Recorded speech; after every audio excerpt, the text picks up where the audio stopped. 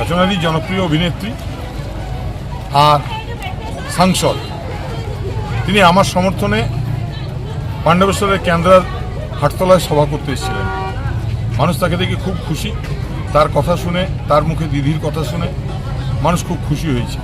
এবং মানুষের এই যে কোনো সভায়, তৃণমূলের যে কোনো সভায় এই যে জনসমাগম, এই বিরাট ভিড়, এটা কিন্তু একটা অন্য ইঙ্গিত। বাংলার মানুষ এসআইআর নিয়ে বাংলার মানুষ যথেষ্ট, বাংলার যে মানুষ সন্ত্রস্ত, বাংলার মানুষ এখন তৃণমূলের কাছে কথা শুনতে চাইছে। দিদি পাশে আছে, এই আশ্বস্ততা বাংলার মানুষকে অনেকটা স্বস্তি দিয়েছে। তিনি বললেন নরেন্দ্র চৌধুরীর জন্য ভোট চাইতে হবে না, এটা মানে কি? তার মানে এত জনসমর্থন, এত মানুষ কিন্তু ভালো করেই জানেন যে পাণ্ডবেশ্বরে মানুষ আমার সঙ্গে আছেন। আমি পাণ্ডবেশ্বরের মানুষের কাছে আমি কৃতজ্ঞ যে তারা আমার প্রতি, আমার সঙ্গে সব সময় আছে।